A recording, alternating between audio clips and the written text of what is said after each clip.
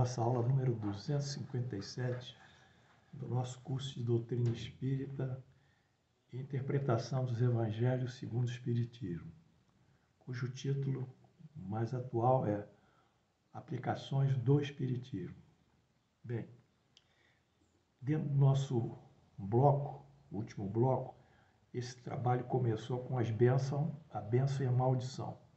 Estudamos, através de muitas aulas, desde a aula 251, a visão moral da doutrina espírita sobre a bênção, uma característica precisa da justiça divina, e sobre a maldição também. Estudamos o pensamento como energia, pensamento sendo uma das formas de energia, e cujos efeitos dessa energia, psicológicos e físicos, são propostos por Allan Kardec e descritos.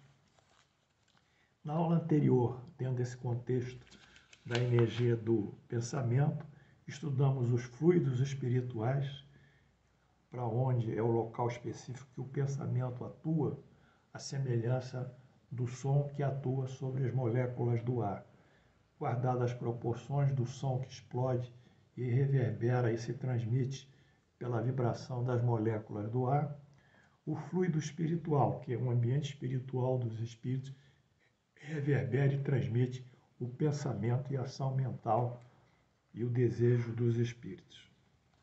Isso foi na aula 256. A aula de hoje é 257. Eu acredito que vocês vão gostar e vão começar a entender alguma coisa sobre o perispírito. Eu acho muito importante essa concepção de perispírito, porque ela está ligada também à qualidade moral da pessoa. Vamos ler aqui então. Perispírito, conceito e formação.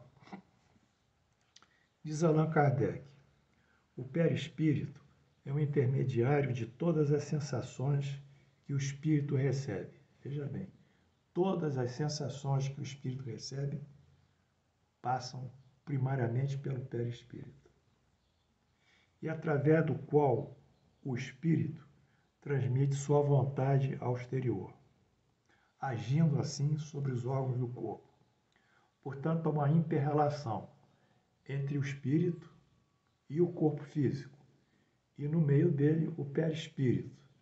Então a energia passa do espírito, que emite o pensamento, vai para o perispírito, que dá uma modulação e transmite ao corpo físico através da área cortical do cérebro e do tronco e da medula, dependendo de onde ele entra. A energia, que são portões que estão no organismo, também chamados chakras pela Vedanta, pela filosofia indiana. Portanto, o perispírito vai agir sobre o corpo físico. Para nos servirmos de uma comparação material, é o fio elétrico condutor que serve para a percepção e transmissão do pensamento. É o perispírito. Allan Kardec desconhecia que a eletricidade poderia ser transmitida por ondas eletromagnéticas, sem fios. Na sua época ainda não tinham sido publicados os trabalhos de Maxwell sobre as ondas e sobre as ondas eletromagnéticas. Então eles pensavam que a energia elétrica só poderia ser transmitida por fios. E esse texto que eu li, ele consta de Kardec no Livro dos Médiuns, na edição do Centro Espírita Leon Denis, Rio de Janeiro, 2010, página 69. Vamos ver então a formação desse corpo intermediário entre o corpo físico e o nosso espírito, que é o perispírito. A formação, as fontes de energia do perispírito. Em aulas anteriores eu escrevi, reproduzindo os ensinamentos dos espíritos superiores e do professor Kardec, que o perispírito é uma nuvem de energia. Assim, quando nós passamos uma energia num fio condutor e gera, subsequentemente, um eletromagnetismo, saem ondas magnéticas, e se nesse fio de energia nós envolvemos até uma bobina, a energia eletromagnética ela passa, sai do fio e se transmite para o meio ambiente. Essas nuvens de energia, que eu diria, guardando a proporção entre a física e a parte espiritual, essa nuvem de energia é o perispírito. O perispírito não tem uma forma específica. Quem vai dar forma a ele é o pensamento do espírito.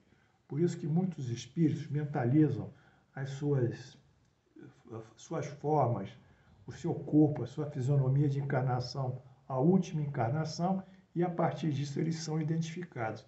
Se for um padre, eles se apresentam como um padre. Se for um médico, vai apresentar com um jaleco do médico. Então, quem dá a forma do perispírito é o pensamento do espírito. Mas como é uma forma energética, ela é moldável e ela é transformável pelo próprio pensamento do espírito, que agrega sobre o perispírito também um fluido espiritual em que ele está imerso. Muito bem. Vamos então às fontes de energia do perispírito. Primeira fonte de energia que ele capta, que ele tem que ter, o perispírito, é a fonte espiritual do planeta. Quer dizer, a energia do planeta espiritual. Que nós chamamos de espiritual planetária. Cada planeta tem a sua energia espiritual, que constitui a soma de todas as energias de seus habitantes, tal qual uma gota d'água somada a tantas outras forma o oceano. Alguns autores pós-kardecistas denominam esse fenômeno de psicosfera. Isso não é uma terminologia do professor Kardec, é de outros autores de outro espírito. Portanto, todo planeta ele tem uma energia gradualizada nele, que envolve ele, essa energia. Essa energia que para nós não é perceptível, para o espírito é a energia das emanações e radiações dos perispíritos de todos os habitantes que vão entrando em sintonização ou mesmo entrando em desarmonização para formar alguma resultante espiritual. Então, essa energia planetária é a primeira fonte que o perispírito capta para formar a sua energia, porque ele precisa da energia planetária para poder se comunicar fisicamente. Então, a primeira energia é a energia espiritual planetária. A segunda energia é a energia material planetária. Como nós sabemos, a matéria é formada de átomos, de elétrons, de prótons, de nêutrons, de partículas subatômicas.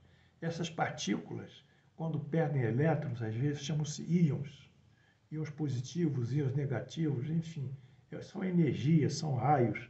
Essa é a energia material que emana da própria matéria, da própria energia, como a radioatividade também emana energia, que são partículas que saem do núcleo do átomo, são partículas que irradiam a radiação, o raio-x, os raios alfa, os raios ultravioleta. Essas energias todas, elas promanam da própria matéria e dos próprios elementos que aqui existem. Então, é a energia dos átomos, das partículas subatômicas, das moléculas do planeta. Tendo em vista sua constituição físico-química, como se sabe, a constituição fluídica é um dos elementos químicos da Terra, que é diferente de Júpiter, Vênus e outros planetas do nosso sistema solar. Ou seja, a constituição material planetária, nossa em termos de matéria, densidade, energia, é diferente de outros planetas. Cada planeta tem a sua constituição planetária material própria e também espiritual própria, se for habitado. E a terceira e última fonte é a espiritual do espírito. Cada espírito é um dínamo em ação. É um dínamo, ele processa pensamento. O pensamento do espírito são substanciados pelos conteúdos morais do espírito, pela moral do espírito. Cada espécie de ideia moral apresenta uma oscilação ou uma frequência, ou seja, cada ideia, pensamento que nós emitimos, de acordo com a sua substância moral, isso que vocês têm que entender, que é a moral que vai dirigir toda a criação, a moral que vai nos relacionar com Deus. Sem moral, nós não seremos indivíduos inaptos. Não adianta promessas e promessas, porque o problema e a grande questão do ser humano ou do espírito é o problema da sua moral, da sua depuração moral. do seu juízo de valor no bem, na justiça, no amor e na caridade. Sem esses conceitos e sem essa prática, fica difícil o homem progredir. Fica difícil. Ele vai progredir cientificamente, sim. Tecnologicamente, sim. Mas moralmente, não. Então, ele tem bombas, ele tem artefatos bélicos, ele tem computadores quânticos de última geração, mas ele vive mal. Eles se hostilizam uns aos outros. A qualidade de vida deles é ruim. Eles sofrem, eles têm doenças. E as doenças são os agravos dessa qualidade moral. Então, a proposta sempre será a prioridade da lei moral. Não haverá evolução planetária. Não adianta as promessas aí dos médios da internet, da rede social, dos palestrantes da rede social, contando histórias e narrativas. Se o homem não compreender que a condição primária da sua evolução está na sua moral, na moral do bem, na moral proposta pelos grandes messias, da moral proposta por Jesus. Portanto, os pensamentos são substanciados pela qualidade moral. Apresentam uma oscilação. Cada pensamento, de acordo com a sua moral, tem uma frequência. Frequência é o número de oscilações na unidade do tempo. Um pêndulo, ele vai de um lado para o outro. Então, num tempo, um segundo, ele faz o quê? 2 oscilações ou 1 oscilações. Mas se nós acelerarmos o pêndulo, ele pode chegar a 10 oscilações, 20 oscilações por minuto, 30, 40. Então, a qualidade moral, ela vai refletir na oscilação da nossa energia perispiritual. Quanto mais puros nós formos, mais a energia sobe.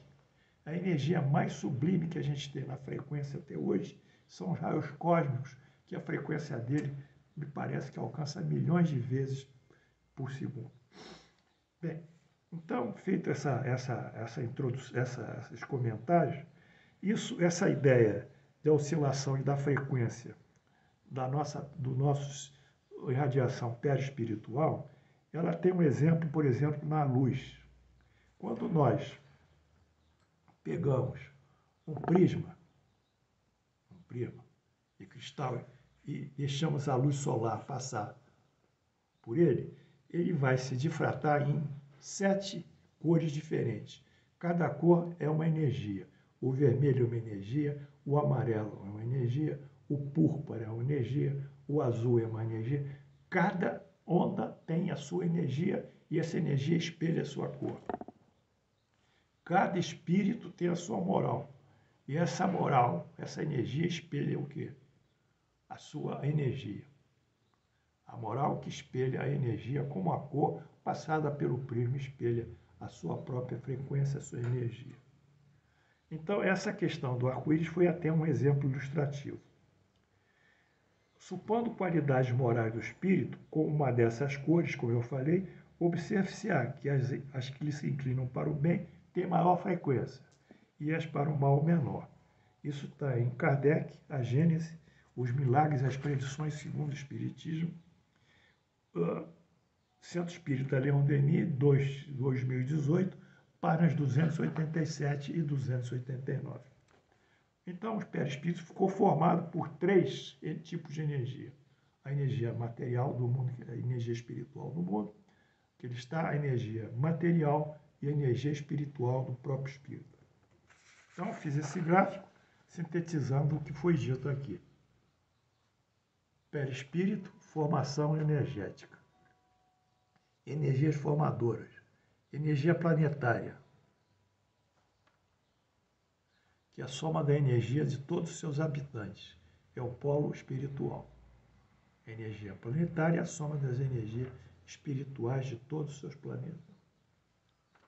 Energia planetária também, a soma das energias materiais. É o polo material.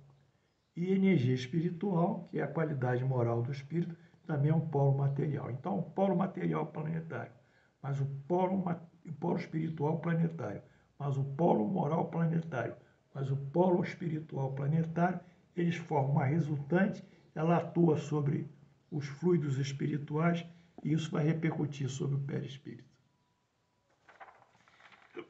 Então, essa aí é a nossa grande explicação. Vamos andar mais um pouquinho sobre o perispírito. Perispírito, qualidade moral.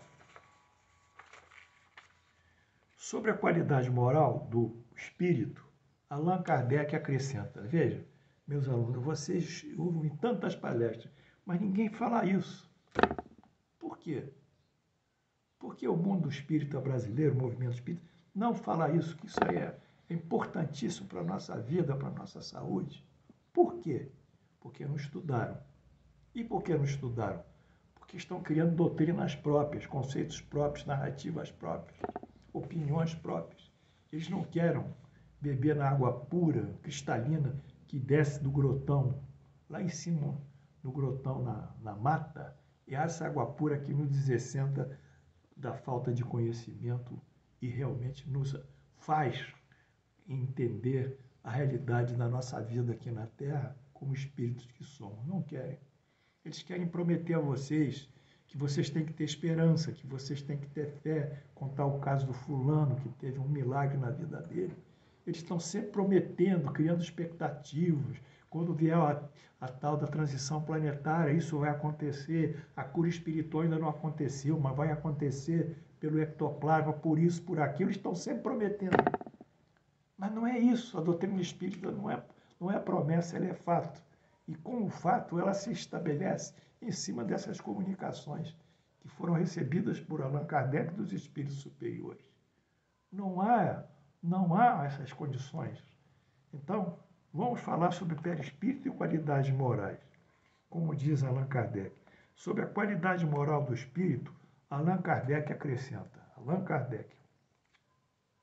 a densidade do espírito. Densidade é massa sobre grama, massa sobre superfície, massa sobre superfície, né? 1 quilo por 1 grama, cada grama pesa X densidade sobre massa. A densidade do perispírito, se assim pode-se dizer, varia porque a densidade do chumbo é uma sobre aquela superfície. A densidade da rolha é outra. A rolha é muito menos densa que o chumbo, né? O chumbo afunda na água, mas a rolha flutua. Então a densidade é o peso específico dele, quer dizer, o peso relacionado à superfície, igual a gravitação universal. Mas a densidade é mais ou menos isso. A densidade do perispírito, se assim pode-se dizer, varia de acordo com os mundos. Varia também com a evolução moral dos espíritos. A densidade varia. O sujeito foi lá para a Terra, para a Lua, ele não tinha a gravitação universal atraindo ele, como aqui embaixo, a força da gravidade. Então ele flutuou. Então essa atração sobre o corpo dele, de acordo com o peso específico dele, é que vai formar a sua densidade. É conceito disso. Então a densidade vai variar de mundo para o outro, porque cada mundo tem a sua gravitação, tem as suas especificações dos seus corpos, dos seus elementos químicos, etc, etc. E também com o indivíduo, de acordo com a sua moral. Nos espíritos moralmente adiantados, essa densidade é mais sutil. Nos inferiores, aproxima-se da matéria. A densidade maior do perispírito estabelece uma afinidade com a matéria. Torna os espíritos inferiores mais aptos às manifestações físicas. Kardec, o Livro dos Médiuns, Céus, 2002, página 84, se não me engano. Bom, o que nós vimos aqui de interessante? Se a densidade do indivíduo, o corpo dele é mais pesada, tem mais pensamentos materializados, tem mais átomos do planeta, se tem mais energias densas do planeta que incorporou as energias dele, ele está mais apto a efeito físico. Aí vocês me perguntam, puxa, eu conheci médiuns de efeitos físicos, eu conheci médiuns curadores que atuavam em cura espiritual, foram tantos, mas eles tinham uma vida moral tão devassa, como é que eles faziam tantas curas e tinham outro lado a vida devassa? Aí eu responderia, uma coisa é o caráter, outra coisa é a mediunidade. Esses médiuns, ele tinha uma densidade específica do seu perispírito tão baixa que os facultava a agir sobre a matéria. Um médium que trabalha pela intuição, pela inspiração, não pode atuar sobre a matéria, porque o pensamento dele não permite isso. O seu perispírito não permite. Mas esses indivíduos que praticam curas espirituais, eles têm realmente essa densidade. Então, uma coisa é o médium, outra coisa são os efeitos que ele produz. Uma coisa é o médium como caráter, outra coisa é a capacidade dele de receber a energia dos espíritos e produzir a cura espiritual. Mediunidade nada tem a ver com caráter. Isso que tem que ser colocado para o mundo. Porque quando aparece, desculpa eu falar o nome, um João de Deus, todo mundo vai contra o espiritismo, dizendo que era um médium que era corrupto, cometeu esses crimes. Mas o espiritismo não tem nem a ver com João de Deus, porque o espiritismo sabe que a mediunidade não se vincula ao caráter. Então a resposta que essas instituições deviam dar para a mídia e não deram, diz o seguinte, o João de Deus, ele é um médium, como muitas pessoas o são, ele é um médium de efeito físico, ele tem uma densidade muito grande no seu perispírito e isso lhe faculta as curas. Mas o espiritismo reconhece que não há relação entre o caráter e a qualidade mediúnica no caso de efeito físico. Pode haver na qualidade mediúnica das mensagens, aí pode haver mensagens espíritas. Então, o espiritismo assevera que esse tipo de mediunidade nada tem a ver com a concepção nossa que se estabelece em relação ao caráter. E, finalmente, nós vamos fazer esse quadro de uma correlação entre a qualidade moral do perispírito e a densidade. Então, se eu coloquei aqui nas abscisas, a qualidade moral, o afastamento da matéria, a materialidade dele, e aqui a qualidade moral, nós vamos ver que quanto mais a qualidade moral sobe, mais a matéria dele se torna etérea, se torna rarefeita. Então, há uma proporção entre a qualidade moral do médium, do indivíduo, e a materialidade do seu perispírito. E é isso que vai explicar muitos fenômenos mediúnicos, e é isso que vai explicar também muitos fenômenos que nós próprios recebemos.